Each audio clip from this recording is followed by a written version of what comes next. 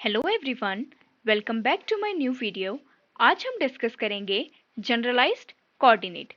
अब देखिए, आज तक के अपने स्टडीज़ में, एकेडमिक्स में आपने 4 टाइप्स के कोऑर्डिनेट सिस्टम के बारे में स्टडी किया होगा।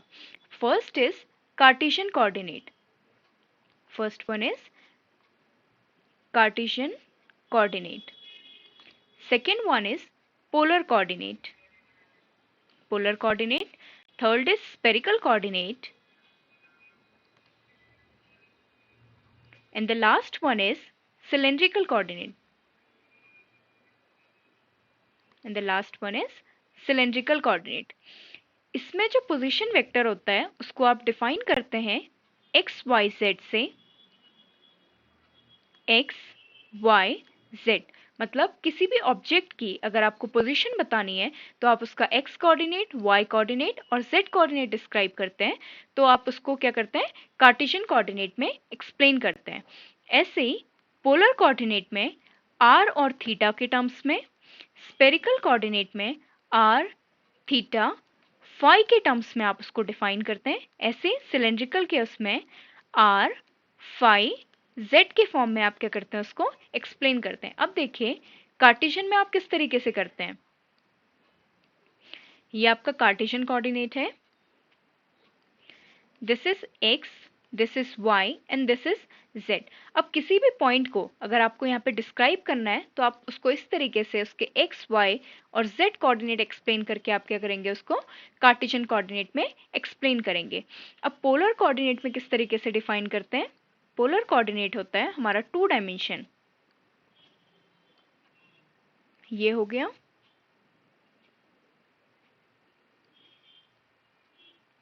अगर ये पॉइंट आपका r, थीटा है तो इसका मतलब क्या है कि जो वेक्टर है इसकी डिस्टेंस r है और ये x एक्सिस से कितना एंगल बना रहा है, थीटा एंगल बना रहा है। This is your x axis, this is your y axis.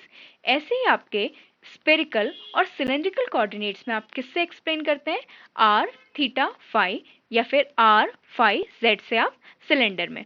अब देखिए जनरलाइज कोऑर्डिनेट क्या है। ये 4 कोऑर्डिनेट सिस्टम के साथ तो आप क्या है, फेमिलियर हैं, लेकिन अब ये जनरलाइज कोऑर्डिनेट क्या है। कई ऐसे सिस्टम्स होते हैं जिनको एक्सप्लेन करना कार्टेशियन कोऑर्डिनेट में इजी होता है और कुछ ऐसे सिस्टम्स होते हैं जिनको स्फेरिकल कोऑर्डिनेट में एक्सप्लेन करना इजी होता है, इसलिए इन कोऑर्डिनेट सिस्टम की क्या पड़ती है, हमको ज़रूरत पड़ती है। तो अब क्या है कि कुछ ऐसे सिस्टम्स भी हो सकते हैं जो क्या करें, इसको सेटिस्फाई ना करते हो, इन सबको सेटिस्फाई ना करते हो या फिर इसमें सॉल्व करना उनको बहुत ज़्यादा डिफिकल्ट हो जाता है। तो उसके लिए हम क्या करते हैं, जनरलाइज कोऑर्डिनेट डिस्क्राइब करते हैं। जनरलाइज कोऑर्डिनेट मतलब किसी भी पॉइंट को हम जनरली दिखा देते हैं। कैसे, Q1, Q2, Q3 से। ये क्या है, जनरल है, हम जनरली किसी भी पॉइंट से उसको दिखा देते हैं। जैसे ये कार्टेशियन कोऑर्डिनेट है, अगर हमें यहाँ पे इस पॉइंट को अगर डिस्क्राइब करना होगा तो हम क्या करेंगे, इसको एक्स वाई जेड से ना दिखा के इसको Q1, Q2 और Q3 से इसको क्या कर देंगे, डिफाइन कर देंगे। ऐसे ही अगर पोलर कोऑर्डिनेट में अगर हमको इसको जनरलाइज कोऑर्डिनेट से दिखाना होगा तो हम इसको क्या करेंगे, Q1 और Q2 से इसको क्या कर देंगे, डिफाइन कर देंगे। तो जनरलाइज कोऑर्डिनेट का मतलब क्या है कि हम जनरली, हम बिना किसी इन कोऑर्डिनेट सिस्टम्स को ना लेके हम जनरली किसी पॉइंट को अगर हमको दिखाना है तो हम क्या करेंगे, Q1, Q2, Q3 इस तरीके से सो ऑन हम उसको क्या कर सकते हैं, दिखा सकते हैं। अब देखिए ये तो हम क्या कर रहे थे, बात कर रहे थे 3 डायमेंशन में। कितने डायमेंशन में, 3 डायमेंशन में। लेकिन ज़रूरी तो नहीं है कि हम हमेशा 3 डायमेंशन में बात करें। मान लेते हैं हम n डायमेंशन में बात कर रहे हैं। कितने डायमेंशन में बात कर रहे हैं, n डायमेंशन। तो किसी पॉइंट को दिखाने के लिए उसके जनरलाइज कोऑर्डिनेट किस तरीके से लिखे जाएंगे, Q1, Q2 up to so on Qn तक। ठीक है, जैसे ये 3 डायमेंशन था तो इसको डिफाइन करने के लिए हमारे पास क्या थे, 3 कोऑर्डिनेट्स थे। 3 कोऑर्डिनेट्स कौन कौन से थे, x, y, z, जिनको हम क्या लिख सकते हैं, Q1, Q2, Q3। ऐसे ही अब ये 3 डायमेंशन ना होके क्या है, n डायमेंशन है। तो इन पॉइंट्स को दिखाने के लिए, इस पॉइंट को दिखाने के लिए n डायमेंशन में कितने कोऑर्डिनेट्स की जरूरत पड़ेगी, n कोऑर्डिनेट्स की जरूरत पड़ेगी। तो ये हमारे क्या हो गए, Q1, Q2 up to Qn, ये हमारे क्या हो गए, जनरलाइज्ड कोऑर्डिनेट हो गए। अब हम इनको आगे स्टडी करते हैं। अब जनरलाइज कोऑर्डिनेट क्या होता है, द इंडिपेंडेंट कोऑर्डिनेट वो independent coordinate required to describe motion of a dynamical system are known as generalised coordinate. ऐसे इंडिपेंडेंट कोऑर्डिनेट्स जो डायनेमिकल सिस्टम को एक्सप्लेन करने में हेल्पफुल होते हैं उन्हें हम क्या बोलते हैं, जनरलाइज्ड कोऑर्डिनेट होते हैं। अब देखिए, जब अभी तक आप क्या कर रहे थे, डिग्री ऑफ फ्रीडम के बारे में स्टडी कर रहे थे। डिग्री ऑफ फ्रीडम क्या होता है, इंडिपेंडेंट कोऑर्डिनेट होता है जो किसी डायनेमिकल सिस्टम को एक्सप्लेन करने में हेल्पफुल होता है। अब देखिए, डिग्री ऑफ फ्रीडम क्या आ रही थी, एक मैथमेटिकल वैल्यू आ रही थी। इस 2 आ सकती है, 1 आ सकती है, ये क्या थी, कुछ मैथमेटिकल नंबर्स थे। अब देखिए, डिग्री ऑफ फ्रीडम से ही आपका क्या होता है, जनरलाइज्ड कोऑर्डिनेट डिस्क्राइब होता है। अब कुछ बच्चे ये भी समझ रहे होंगे कि हमने फर्स्ट क्लास में डिग्री ऑफ फ्रीडम पढ़ा। अब डिग्री ऑफ फ्रीडम तो हमारे सिलेबस में है नहीं, लेकिन ऐसा नहीं है। डिग्री ऑफ फ्रीडम जब आपको समझ आएगा उसी के बाद आप क्या कर सकते हैं, जनरलाइज्ड कोऑर्डिनेट स्टडी कर सकते हैं। क्योंकि डिग्री ऑफ फ्रीडम क्या था, एक मैथमेटिकल वैल्यू आ रही थी। अब इसी मैथमेटिकल वैल्यू को जब आप एक इस तरीके से फॉर्म दे देंगे, अब देखिए 3 कोऑर्डिनेट्स थे जो इंडिपेंडेंट कोऑर्डिनेट्स थे। इसका मतलब क्या है, इसके कितने जनरलाइज्ड कोऑर्डिनेट्स होंगे, Q1 Q2 Q3। ऐसे ही जिसका भी डिग्री ऑफ फ्रीडम 2 होगा उसके कितने जनरलाइज्ड कोऑर्डिनेट्स होंगे, 2 जनरलाइज्ड कोऑर्डिनेट्स होंगे, Q1 Q2। ऐसे ही जिसका डिग्री ऑफ फ्रीडम 1 होगा उसके कितने जनरलाइज्ड कोऑर्डिनेट्स होंगे, Q। ठीक। अब देखिए, जिस बच्चे को डिग्री ऑफ फ्रीडम में अभी भी कोई प्रॉब्लम है वो फर्स्ट वीडियो दोबारा जाके देख लें, क्योंकि उसके बाद ही आपको क्या होगा, जनरलाइज्ड कोऑर्डिनेट अच्छे से समझ आएगा। देखिए, जनरलाइज्ड कोऑर्डिनेट क्या है, वो इंडिपेंडेंट कोऑर्डिनेट्स जो किसी डायनेमिकल सिस्टम को एक्सप्लेन करने में, डिस्क्राइब करने में हेल्पफुल होते हैं, रिक्वायर्ड होते हैं, उनको हम क्या बोलते हैं, उनको हम बोलते हैं जनरलाइज्ड कोऑर्डिनेट। अब डिग्री ऑफ फ्रीडम से ही आपको पता चलता है कि एक सिस्टम में कितने जनरलाइज्ड कोऑर्डिनेट हो सकते हैं। जब आपको डिग्री ऑफ फ्रीडम निकालना आ जाएगा तो आप जनरलाइज्ड कोऑर्डिनेट इजीली लिख सकते हैं। ये क्या है, if n is degree of freedom. अगर किसी सिस्टम के लिए, अगर आपके पास कोई डायनेमिकल सिस्टम है, उसके लिए अगर डिग्री ऑफ फ्रीडम क्या है, n है, तो उसके कितने जनरलाइज्ड कोऑर्डिनेट्स होंगे, उसके n नंबर ऑफ क्या होंगे, जनरलाइज्ड कोऑर्डिनेट होंगे। अब देखिए, ये पेंडुलम वाला एग्जाम्पल हमने वहां पे भी किया था। ये था वो एग्जाम्पल जहां पे L फिक्स होता था और थीटा क्या होता था, वेरी करता था। तो इसका डिग्री ऑफ फ्रीडम क्या होता था, इसका डिग्री ऑफ फ्रीडम होता था 1, क्योंकि इसमें क्या आ जाता था, एक कंस्ट्रेंट आ जाता था। ठीक। तो इसके कितने जनरलाइज कोऑर्डिनेट होंगे, डिग्री ऑफ फ्रीडम 1 था तो इसका जनरलाइज कोऑर्डिनेट क्या हो जाएगा, Q। वहां पे हम इसको क्या करते थे, r कॉमा थीटा से दिखाते थे, और यहाँ पे थीटा क्या होता था, इंडिपेंडेंट कोऑर्डिनेट होता था। तो अब ये थीटा इज इक्वल टू किसके बराबर हो जाएगा, जनरलाइज कोऑर्डिनेट में इसी थीटा को हम क्या लिखते हैं, Q लिखते हैं। ऐसे ही हम एक और एग्जांपल लेते हैं। ये एक स्प्रिंग लगा हुआ है और इस स्प्रिंग से एक मास यहाँ पे अटैच्ड है। ठीक। अब ये जो मास है ये सिर्फ क्या कर सकता है, इस डायरेक्शन में मोशन कर सकता है, बाकी तो कहीं और ये मोशन कर नहीं सकता क्योंकि रिस्ट्रिक्टेड है यहाँ से। तो इसका डिग्री ऑफ फ्रीडम क्या हो जाएगा, इसका डिग्री ऑफ फ्रीडम भी कितना हो जाएगा, 1। तो अब यहाँ पे डिस्प्लेसमेंट क्या हो रहा था, इसका अभी तक हम कोऑर्डिनेट क्या ले रहे थे, x। अब इस x को हम x ना लेके, क्योंकि x तो हम किस में लेते हैं, कार्टेशियन कोऑर्डिनेट में लेते हैं, लेकिन इसी को अगर हम जनरलाइज कोऑर्डिनेट में लेंगे तो जनरलाइज कोऑर्डिनेट में किसके बराबर हो जाएगा, Q के बराबर हो जाएगा। ऐसे ही ये एग्जाम्पल हमें क्या बोल रहा है कि अगर एक कोई सिस्टम है जिसमें n डिग्री ऑफ फ्रीडम है, यहाँ पे 1 डिग्री ऑफ फ्रीडम थी इसलिए 1 कोऑर्डिनेट आया, यहाँ पे भी डिग्री ऑफ फ्रीडम 1 था इसलिए एक जनरलाइज कोऑर्डिनेट आया।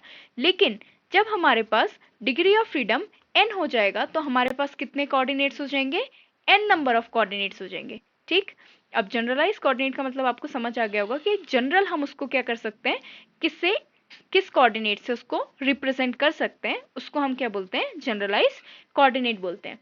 अब देखिए, कार्टेशियन में जब आप कार्टेशियन कोऑर्डिनेट पढ़ते हैं, देखिए जब आप एक कार्टेशियन कोऑर्डिनेट पढ़ते हैं तो एक पॉइंट को डिफाइन करने के लिए ये क्या होता है, आपका पोजीशन वेक्टर होता है। आपको आपने वेक्टर्स में भी पढ़ा होगा, ये क्या होता है, पोजीशन वेक्टर होता है। और पोजीशन वेक्टर को किस तरीके से दिखाया जाता है, एक्स वाई जेड। मतलब किसी पॉइंट की अगर पोजीशन दिखानी है तो आपको एक्स वाई जेड क्या करना पड़ेगा, तीनों से उसको एक्सप्लेन करना पड़ेगा। ऐसे ही अगर आप कार्टेशियन कोऑर्डिनेट ना लेके जनरलाइज कोऑर्डिनेट लेंगे और तब आपको क्या निकालना होगा, पोजीशन वेक्टर निकालना होगा, तो आप किससे रिप्रेजेंट करेंगे, आप Q1 Q2 Q3 से रिप्रेजेंट करेंगे। तो ऐसा ही हमारे पास क्या है, ये है पोजीशन वेक्टर। पोजीशन वेक्टर को आप किस तरीके से लिखेंगे, r इज इक्वल टू, ये किस किस का फंक्शन होगा, q1 q2 q3 का फंक्शन होगा। जैसे यहाँ पे कार्टेशियन में r किसका फंक्शन होता है, position vector is a function of x y z। ऐसे ही हमारे पास जो जनरलाइज कोऑर्डिनेट होता है, जो जनरलाइज कोऑर्डिनेट में पोजीशन वेक्टर होगा वो किस किस का फंक्शन होगा, q1 का, q2 का, qn का। देखिए इससे कंफ्यूज मत होइए, यही हमारा x y और यहाँ पे अगर q3 होता तो वो किसके बराबर होता, z के बराबर होता।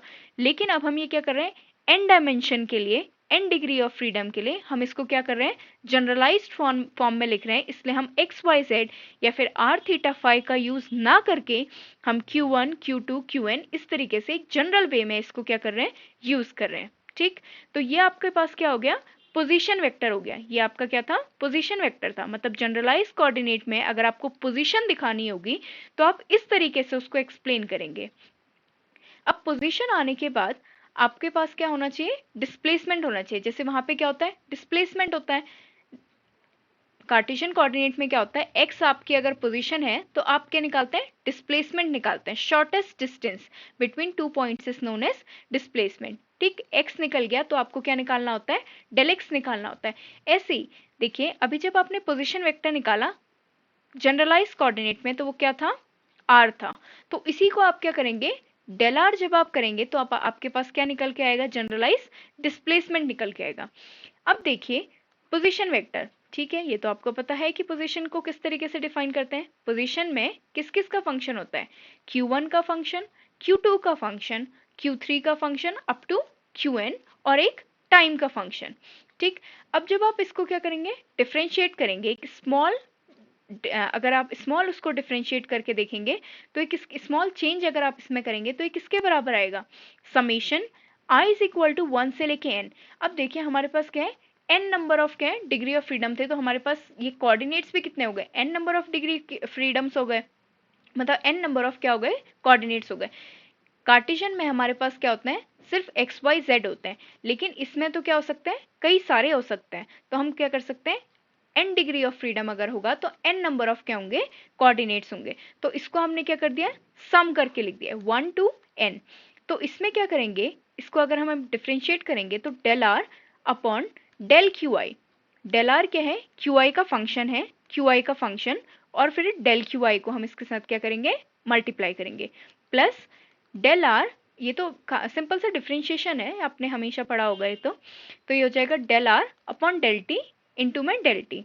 ठीक है, तो ये जो r है इसको आपने क्या कर दिया, q और t के टर्म्स में इसको क्या कर दिया, डिफरेंशिएट कर दिया। अब ये जो ये वाला टर्म जो निकल के आया डेल्टा क्यू आई, अब देखिए मैंने आपको बताया था कि जब आप x निकालते हैं तो आपके पास क्या आता है, डेल x आता है। जब आप r निकाल रहे हैं, r तो पूरा क्या था, पोजीशन था। ये तो देखिए एक कोऑर्डिनेट की बात चल रही थी यहाँ पे, लेकिन हमने यहाँ पे क्या किया है, पूरे पोजीशन वेक्टर को क्या कर दिया, पूरे पोजीशन वेक्टर को क्या किया है, डिफरेंशिएट किया है। तो जब हम पूरे पोजीशन वेक्टर को डिफरेंशिएट करेंगे तो ये तो क्या आ गया, पूरा का पूरा डिस्प्लेसमेंट आ गया। लेकिन हमें तो क्या करना है, एक कोऑर्डिनेट के लिए डिस्प्लेसमेंट निकालना है। तो एक कोऑर्डिनेट के लिए जो हमारा डिस्प्लेसमेंट आएगा वो किसके बराबर आ जाएगा, डेल क्यू आई। ठीक है, ये हमारा क्या हो गया, जनरलाइज डिस्प्लेसमेंट हो गया। देखिए आप इसको ऐसे भी एक्सप्लेन कर सकते हैं, आर वेक्टर, आर किस किस का फंक्शन होता है, एक्स वाई और जेड। जब आप इसको डिफरेंशिएट करेंगे तो आपके पास एक एक्स का टर्म भी आएगा, एक वाई का टर्म भी आएगा, एक जेड का टर्म भी आएगा। जब आप सिंगल इस एक्स वाले टर्म को लेंगे तब आपको एक डिस्प्लेसमेंट मिलेगा एक डायरेक्शन में, ठीक, या फिर y को लेंगे तब आपको डिस्प्लेसमेंट मिलेगा उस कोऑर्डिनेट के डायरेक्शन में। ऐसे ही यहाँ पे हमने क्या किया था, पूरे पोजीशन वेक्टर को क्या कर दिया था, डिफरेंशिएट कर दिया था। लेकिन हमें तो क्या चाहिए, सिर्फ एक कोऑर्डिनेट के करस्पॉन्डिंग हमको डिस्प्लेसमेंट चाहिए। तो एक कोऑर्डिनेट के करस्पॉन्डिंग जो डिस्प्लेसमेंट आएगा वो क्या आएगा, ये डेल्टा क्यू आई। ये क्या है हमारे पास, जनरलाइज्ड डिस्प्लेसमेंट। ठीक है, जब हम जनरलाइज कोऑर्डिनेट लेते हैं तो थोड़ा सा डिफरेंस आता है, तो उसको थोड़ा सा आप मेंशन करते हुए, मतलब समझते हुए चलेगा कि ये पूरा क्या था, पोजीशन वेक्टर था जो जनरलाइज कोऑर्डिनेट के टर्म्स में लिखा हुआ था। जब आपने इसको डिफरेंशिएट किया तो डिफरेंशिएट करने से ये जो पूरा टर्म आया, ये तो क्या आया, पूरा डिस्प्लेसमेंट आया। लेकिन हमको क्या करना है, कंप्लीट डिस्प्लेसमेंट नहीं निकालना है, हमको क्या करना है, एक कोऑर्डिनेट के करस्पॉन्डिंग, सिर्फ एक कोऑर्डिनेट के करस्पॉन्डिंग जो डिस्प्लेसमेंट है उसे निकालना है। तो वो क्या हो जाएगा, डेल्टा क्यू आई। अब हम देखते हैं अब हमने अभी तक हमने क्या क्या पढ़ लिया, जनरलाइज कोऑर्डिनेट समझ लिया कि जनरलाइज कोऑर्डिनेट क्या होता है, उसके बाद हमने जनरलाइज डिस्प्लेसमेंट भी समझ लिया। अब जनरलाइज डिस्प्लेसमेंट के बाद हम डिस्कस करेंगे जनरलाइज्ड वेलोसिटी। ठीक है, अब वेलोसिटी कैसे होता है, अब देखिए कार्टेशियन में क्या होता है, एक्स अगर पोजीशन है तो एक्स के ऊपर डॉट, जब इसको एक बार टाइम के साथ डिफ्रेंशिएट करेंगे तो हमारे पास क्या आ जाती है, वेलोसिटी आ जाती है। ये आपने पढ़ा होगा ना, x is equals to, x को जब आप डिफ्रेंशिएट करेंगे मतलब आप d x upon d t करेंगे तो आपके पास क्या आ जाएगी, वेलोसिटी आ जाएगी। ऐसे ही यहाँ पे भी हमको क्या करना है, जनरलाइज्ड वेलोसिटी निकालनी है। अब देखिए हम इसको क्यू के टर्म्स में ना लेके इसको फिर से पोजीशन वेक्टर के टर्म्स में इसको क्या कर रहे हैं, सॉल्व कर रहे हैं। अब पोजीशन वेक्टर आपको पता है कि पोजीशन वेक्टर क्या होता है, r vector is equal to r vector किस किस का फंक्शन होता है, Q1 का फंक्शन, Q2 का फंक्शन, अप टू Qn का फंक्शन और टाइम का फंक्शन।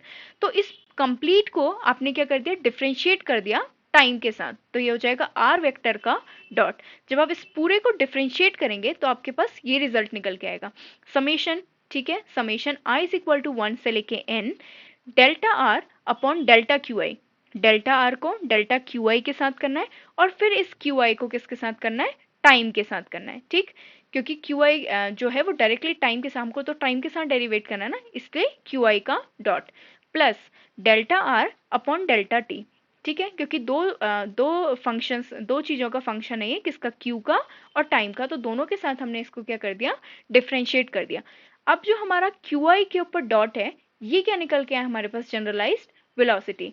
अब देखिए जब आपके पास r is equal to, r is a function of x y z, जब आप इस पूरे को डिफ्रेंशिएट करते हैं तो आपके पास क्या आता है, एक ऐसा टर्म आएगा जो x पे डिपेंड करेगा, एक ऐसा टर्म जो y मतलब वेलोसिटी देगा हमको x डायरेक्शन में, x डॉट आएगा, एक आपके पास y डॉट आएगा, एक आपके पास z डॉट आएगा।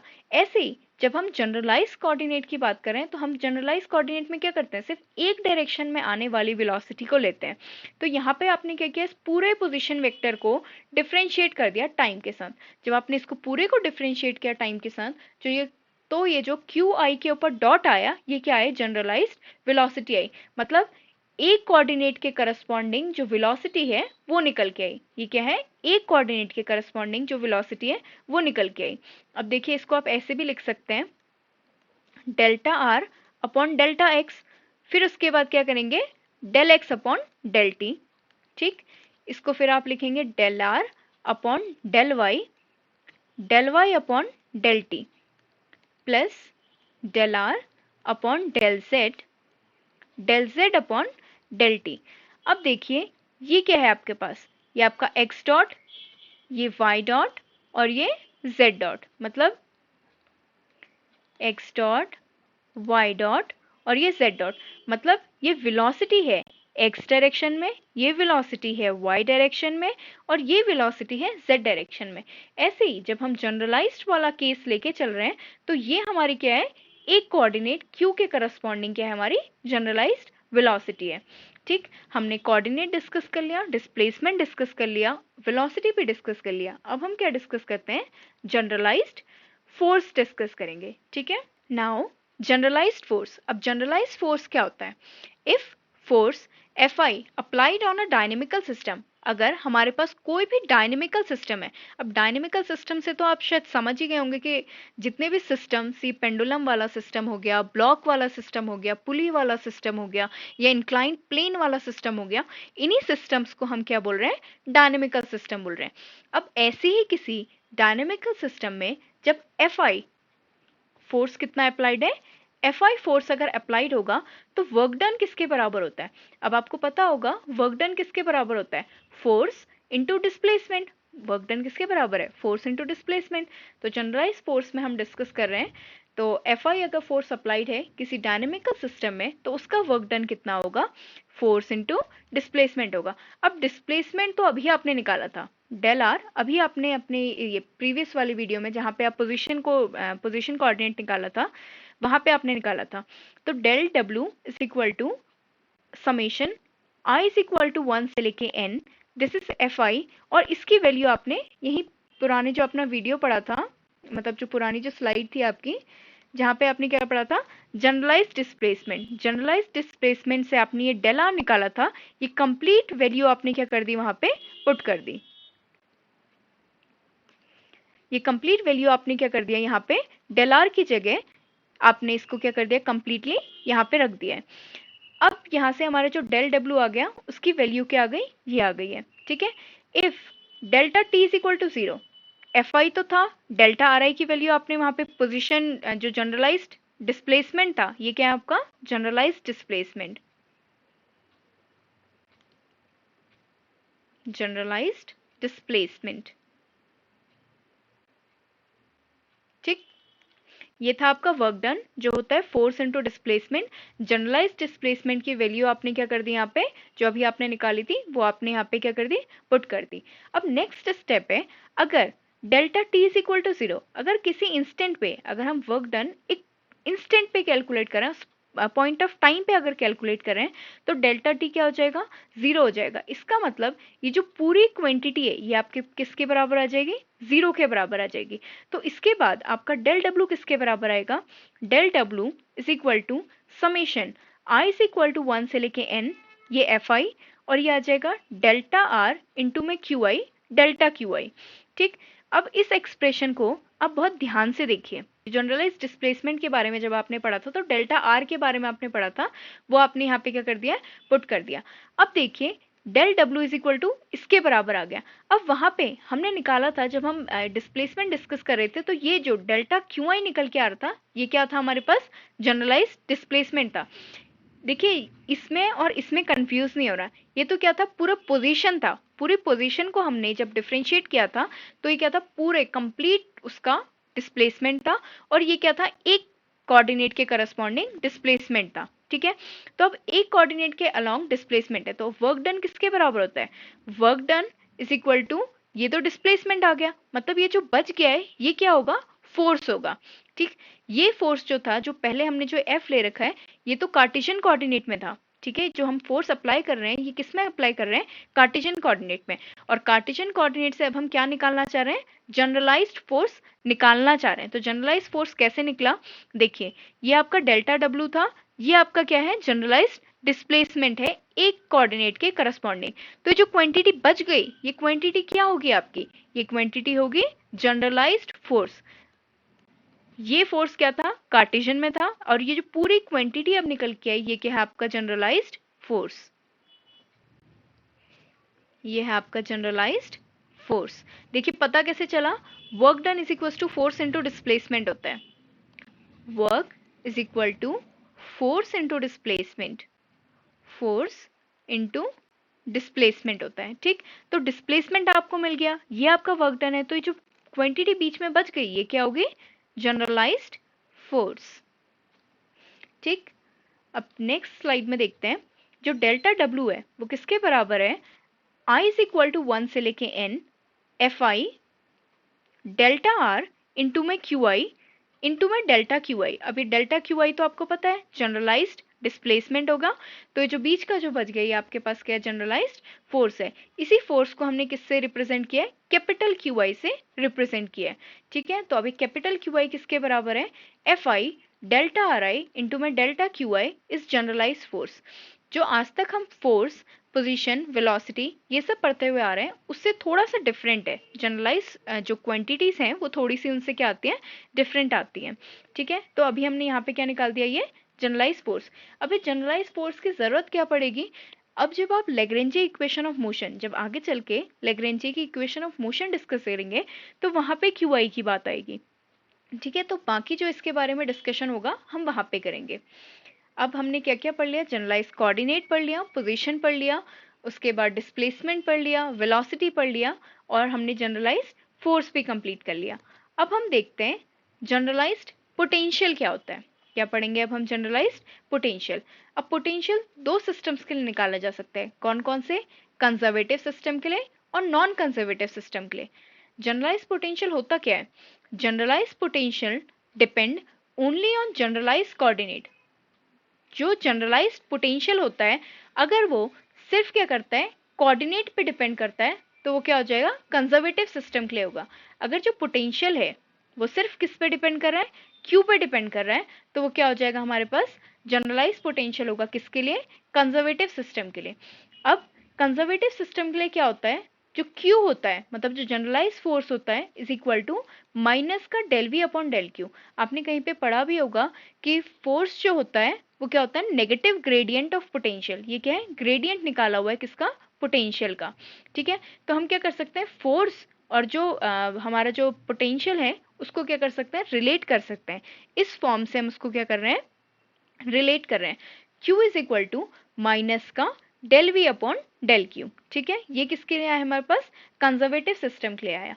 ऐसे ही नॉन कंजर्वेटिव सिस्टम के लिए क्या होता है, non conservative system like damping force, friction force and so on which depend on velocity. अभी बताया था ना कि डैम्पिंग फोर्स, और आगे पिछले वीडियो में बताया था कि जो डैम्पिंग फोर्स और जो फ्रिक्शन फोर्स होते हैं वो क्या करते हैं, वेलोसिटी पे डिपेंड करते हैं। तो अब हम क्या कर रहे हैं, नॉन कंजर्वेटिव सिस्टम के लिए पोटेंशियल निकाल रहे हैं। तो जो इसका जो जनरलाइज्ड पोटेंशियल होगा वो किस किस का फंक्शन होगा, वो Q और Q डॉट। Q डॉट का मतलब यहाँ पे क्या है, वेलोसिटी। Q डॉट का मतलब क्या है, वेलोसिटी है। जैसे X डॉट का मतलब क्या होता है, वेलोसिटी इन X डायरेक्शन होती है, ऐसे ही Q डॉट का मतलब क्या है, वेलोसिटी इन Q डायरेक्शन। ठीक है, तो नॉन कंजर्वेटिव सिस्टम के लिए जब हमारा सिस्टम क्या है, नॉन कंजर्वेटिव सिस्टम होगा, तो उसका जो पोटेंशियल एनर्जी होती है वो किस किस का फंक्शन होता है, Q का as well as Q dot का फंक्शन होता है। और जब कंजर्वेटिव की हमने बात करी थी तो कंजर्वेटिव में हमने देखा कि जो पोटेंशियल होता है वो किसका फंक्शन होता है, सिर्फ और सिर्फ जनरलाइज्ड कोऑर्डिनेट का फंक्शन होता है। और वहां पे जनरलाइज फोर्स और जनरलाइज पोटेंशियल का ये रिलेशन होता है। ऐसे ही अब यहाँ पे अब हमने देखा कि जो जनरलाइज पोटेंशियल है वो किस किस का फंक्शन है, generalize coordinate as well as generalize velocity. तो अब जो जनरलाइज फोर्स होगा उसको किस तरीके से लिख सकते हैं, हमने बताया ना कि जो जनरलाइज फोर्स है और जो जनरलाइज पोटेंशियल है उनको रिलेशन से लिख सकते हैं। तो Q is equal to minus का del V upon del Q। ये तो ठीक है, ये तो पहले से ही था, Q पे तो वो पहले भी डिपेंड कर रहा था। अब वो किस पे डिपेंड कर रहा है, और वेलोसिटी पे भी डिपेंड कर रहा है। Q डॉट मतलब वेलोसिटी पे भी क्या कर रहा है, डिपेंड कर रहा है। तो इसको हम किस तरीके से लिखेंगे, d upon d t of del V upon del Q का डॉट। ठीक है, ये आपके ये जो फोर्स है ये किसके लिए आया है, नॉन कंजर्वेटिव सिस्टम के लिए जो फोर्स और पोटेंशियल का रिलेशन होगा वो ये होगा। ठीक, तो आज के लिए इतना ही, एक बार दोबारा से रिवाइज कर लेते हैं। सबसे पहले हमने क्या पढ़ा, जनरलाइज कोऑर्डिनेट पढ़ा। सबसे पहले मैंने आपको बताया कि आज तक आपने 4 कोऑर्डिनेट सिस्टम डिस्कस किए, एक्स वाई जेड, कार्टेशियन में, पोलर में आर थीटा, स्पेरिकल में आर थीटा फाई और सिलेंड्रिकल में आर फाई जेड। अब मैंने बताया कि जब लेग्रेंजियन और जो हैमिल्टोनियन जो हम पूरी क्लासिकल मैकेनिक्स में सॉल्व करने जा रहे हैं, हम उसको कौन से कोऑर्डिनेट में सॉल्व करेंगे, हम उसको सॉल्व करेंगे जनरलाइज कोऑर्डिनेट में। फिर मैंने बताया कि जनरलाइज कोऑर्डिनेट कुछ अलग सी चीज नहीं है, बस ये जो एक्स वाई जेड है इनको हम एक्स वाई जेड ना लिख के Q1 Q2 Q3 से रिप्रेजेंट कर रहे हैं। मतलब यहाँ पे कोई भी वेरिएशन नहीं होगा कि हम इसको एक्स वाई जेड से रिप्रेजेंट करें या आर थीटा से करें, हम सिर्फ Q1 Q2 Q3 जितना डिग्री ऑफ फ्रीडम होगा उतने ही जनरलाइज कोऑर्डिनेट होंगे, और उससे क्या कर सकते हैं, सीधे सीधे जनरलाइज कोऑर्डिनेट के फॉर्म में अपना जो सिस्टम होगा उसको सॉल्व कर सकते हैं। ठीक, तो सबसे पहले जनरलाइज कोऑर्डिनेट में क्या पढ़ता है, कितने इंडिपेंडेंट कोऑर्डिनेट्स रिक्वायर्ड होते हैं किसी डायनेमिकल सिस्टम को एक्सप्लेन करने के लिए, वही हमारे क्या होते हैं, जनरलाइज कोऑर्डिनेट होते हैं। तो n डिग्री ऑफ फ्रीडम के लिए हमारे पास क्या होंगे, n जनरलाइज कोऑर्डिनेट होंगे। फिर मैंने बताया कि पोजीशन वेक्टर कैसे लिखते हैं, पोजीशन वेक्टर जैसे वहां पे एक्स वाई जेड से लिखते हैं, यहाँ पे Q1 Q2 Qn से लिखते हैं।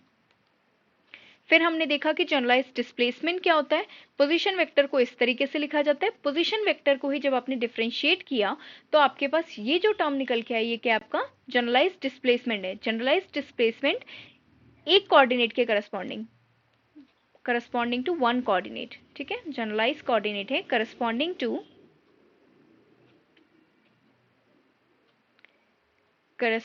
To one generalize coordinate. ठीक, एक जनरलाइज कोऑर्डिनेट के करस्पॉन्डिंग क्या है, ये आपका जनरलाइज डिस्प्लेसमेंट है। इसमें Qi की वैल्यू आप चेंज कर सकते हैं क्योंकि नंबर ऑफ जो डिग्री ऑफ फ्रीडम है वो Qn तक है, तो हमने Qi लिखा हुआ है, और i इज इक्वल टू 1 से लेके कहाँ तक है, n तक है। ठीक, जनरलाइज डिस्प्लेसमेंट भी हो गया। उसके बाद हमने देखा था जनरलाइज्ड वेलोसिटी। जनरलाइज्ड वेलोसिटी में भी हमने क्या किया था, पोजीशन वेक्टर था, उसको हमने क्या किया था, टाइम के साथ डिफरेंशिएट किया था। ये r डॉट है ना, टाइम के साथ हमने इसको क्या किया, डिफरेंशिएट किया, तो हमारे पास क्या निकल के आ गया, जनरलाइज्ड वेलोसिटी। उसके बाद हमने निकाला जनरलाइज्ड फोर्स। ये हमने किसकी हेल्प से निकाला, वर्क डन की हेल्प से निकाला। Work done is equals to force into displacement, और डिस्प्लेसमेंट का फॉर्म आपको पता है तो आपने यहाँ पे पुट किया, और जब आपने इसमें टाइम को जीरो लेके देखा तो आपने देखा कि ये जो क्वांटिटी आ रही है डेल्टा क्यू आई, ये क्या है, आपका जनरलाइज्ड डिस्प्लेसमेंट है। तो जो क्वांटिटी बच गई वो क्या आएगी, आपकी जनरलाइज्ड फोर्स आएगी। ठीक। उसके बाद हमने देखा कि जनरलाइज पोटेंशियल क्या होता है। जनरलाइज पोटेंशियल हम दो सिस्टम्स के लिए लेते हैं, कंजर्वेटिव सिस्टम और non conservative system. Conservative system में जो जनरलाइज पोटेंशियल है वो सिर्फ कोऑर्डिनेट का फंक्शन होता है, और जो फोर्स और हमारा जनरलाइज पोटेंशियल है उन दोनों के बीच का रिलेशन ये है। ऐसे ही जो हमारा नॉन कंजर्वेटिव सिस्टम है, नॉन कंजर्वेटिव सिस्टम में जो हमारा पोटेंशियल है वो किस किस का फंक्शन है, एक तो जनरलाइज कोऑर्डिनेट का फंक्शन है, जनरलाइज वेलोसिटी का फंक्शन है। ठीक है, तो इसके लिए जो फोर्स और पोटेंशियल का जो रिलेशन है वो ये है। तो अब ये जो हमारा जो पोटेंशियल जो अभी हमने पढ़ा, जनरलाइज पोटेंशियल, इसका यूज भी तभी आएगा जब हम लैग्रेंजे इक्वेशन ऑफ मोशन पढ़ेंगे, और वहां पे हम दो टाइप्स के सिस्टम्स को स्टडी करेंगे। एक होगा हमारा कंजर्वेटिव सिस्टम और दूसरा होगा हमारे पास नॉन कंजर्वेटिव सिस्टम। तो तब हमें इसका क्या आएगा, यूज आएगा, तब हम ज्यादा समझ पाएंगे कि जो पोटेंशियल है वो सिर्फ क्यू पे डिपेंड कर रहा है, और कंजर्वेटिव सिस्टम के लिए और नॉन कंजर्वेटिव सिस्टम के लिए जो हमारा पोटेंशियल है वो किस किस का फंक्शन है, जनरलाइज कोऑर्डिनेट का और जनरलाइज वेलोसिटी का। तो आज के लिए बस इतना ही। अगर आपको वीडियो पसंद आया तो like share and subscribe the video. Thank you.